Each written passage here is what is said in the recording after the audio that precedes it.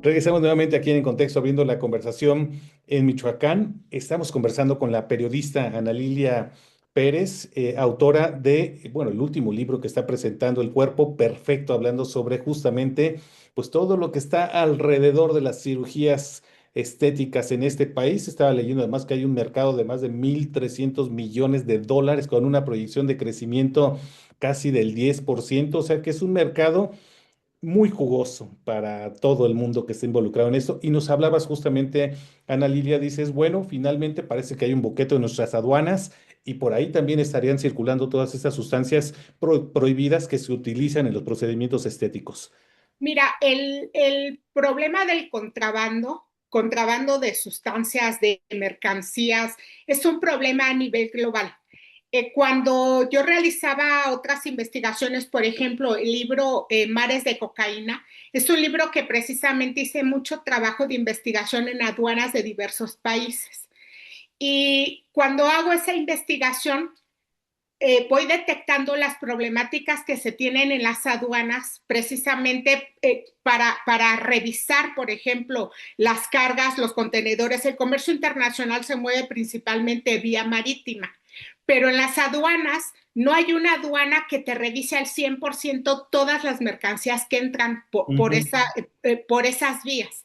Tenemos también una situación donde, bueno, se hacen a veces revisiones que, como planteaba, está la revisión o te presentan la documentación, pero puede ser que lo que te están declarando que está entrando en esos cargamentos no sea lo que en realidad están diciendo. En nuestro país lo hemos visto con el tema del combustible, que es precisamente el problema del Ujú. huachicol fiscal, es eso, declarar que son sustancias distintas a las que en realidad están metiendo. ¿Cuál es la labor de la autoridad o cuál debía ser la autoridad en ese caso? Sacar muestras, revisar cada cargamento para comprobar que lo que están metiendo sea en realidad lo que está ocurriendo. Viene otra problemática asociada, una problemática incluso internacional, porque para que tú como autoridad tengas acceso a revisión completa de un embarque totalmente, pues tienes que pasar por varios procesos, por autorizaciones, por protocolos que los contrabandistas, quienes trafican mercancías de lo que sea, saben cuáles son esas estrategias. Yo lo pude documentar para varios de los libros que he revisado, cómo a veces encuentran en esos vacíos legales también la manera de ir metiendo las mercancías. ¿Por qué ha proliferado el mercado o el tráfico de sustancias ilícitas o, por ejemplo, de insumos que tienen que ver con procedimientos estéticos que debían ser comercializados solo a personal de la salud certificado para Ujú. ello?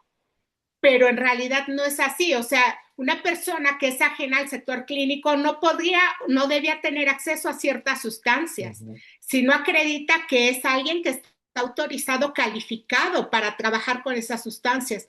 La realidad es que el comercio internacional también ha permitido que esas sustancias se comercialicen vía digital. Y volvemos a una problemática que ha sido a nivel internacional. Están vacíos legales también que se han tenido en este ámbito, porque recién los países empiezan a legislar al respecto. Te planteo, por ejemplo, que en las fiscalías se necesita que se fortalezca también más personal especializado en identificar si en un procedimiento de índole estético hubo mala praxis o no, si en un procedimiento de índole estético cuál fue la problemática, si fue usurpación de funciones, la tipificación de este delito.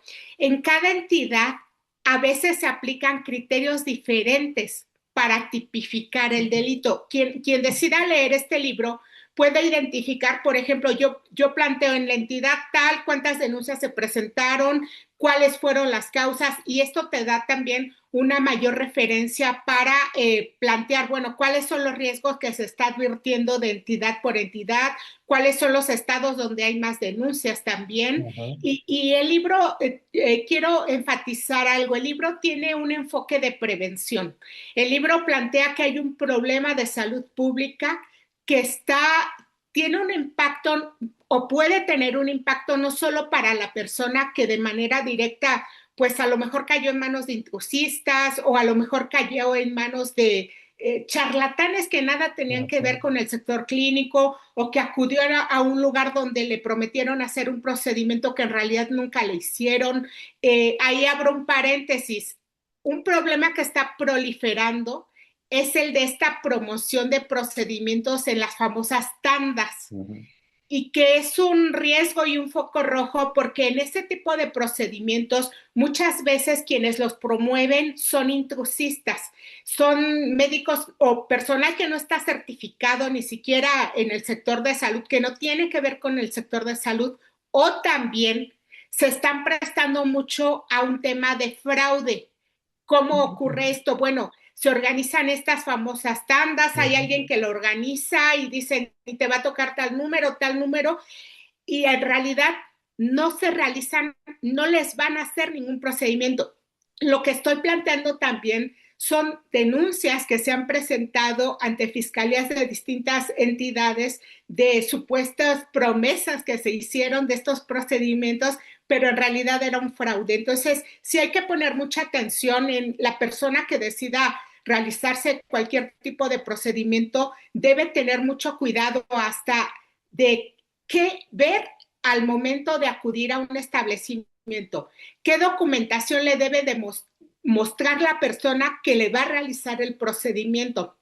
Por ejemplo, es un asunto de tal impacto que en nuestro país la Suprema Corte de Justicia acaba de emitir criterios, en enero del año pasado emitió criterios de qué es lo que te debe informar un médico certificado para que tú le firmes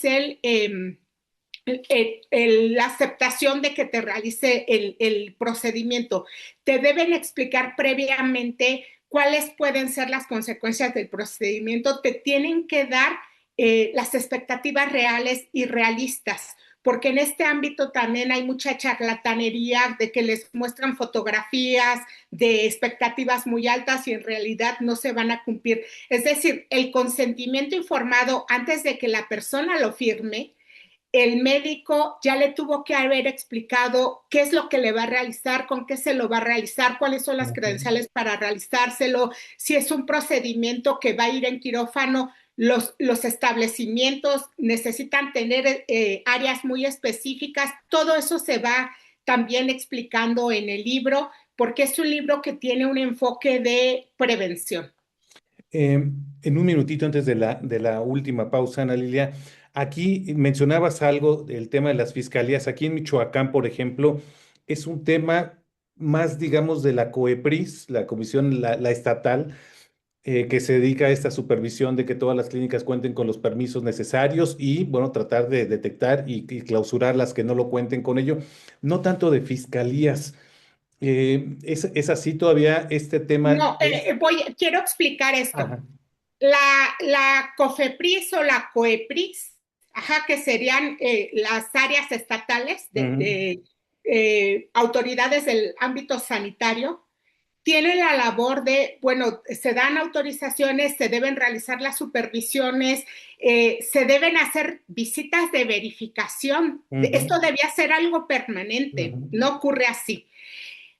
¿Por qué hablo del tema de las fiscalías? Cuando una persona puede estar en una situación de o mala praxis o ujú, desafortunadamente fallecimientos, ujú, donde se presentan las denuncias son en las fiscalías. Yo ujú, investigué en ambos ámbitos, primero para ver cuando yo hablé de visitas de inspección, me refería a las visitas que ha realizado la autoridad en sanitaria, ujú. la La COFEPRIS COFEPRIS. o la Ajá. COEPRIS.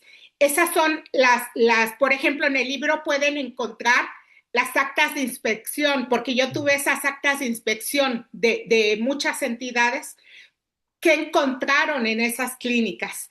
Y a veces estas verificaciones se realizan hasta que ya pasó algo, Ujú, hasta que ya hubo un problema que se denunció en la fiscalía. Una persona que es víctima de un fraude, como el tipo de fraudes que he detallado, o desafortunadamente de mala praxis, o que quien le realizó un procedimiento estaba usurpando funciones, por ejemplo, donde acude a denunciarlo es a la fiscalía. Ujú. Entonces, por eso hablé de estos dos ámbitos.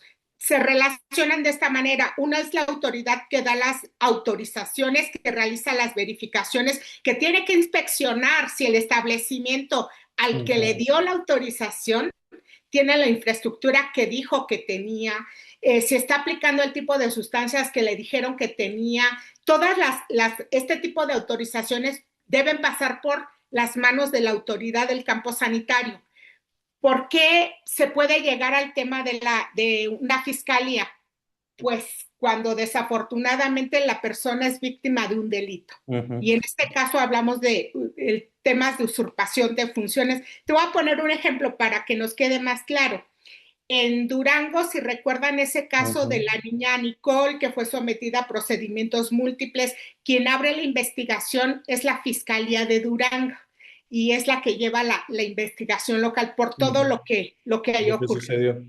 Voy a hacer una última pausa y preguntarte finalmente, es un tema ya no es de edades, es decir, ya no son las mujeres adultas o adultas mayores las que se realizan este procedimiento ya desde niñas o adolescentes y tampoco son gente que se dedica al espectáculo, ¿no? Sino ya hasta una niña común y corriente va y se realiza. ¿Por qué está sucediendo esto? Vamos a una última pausa y regreso.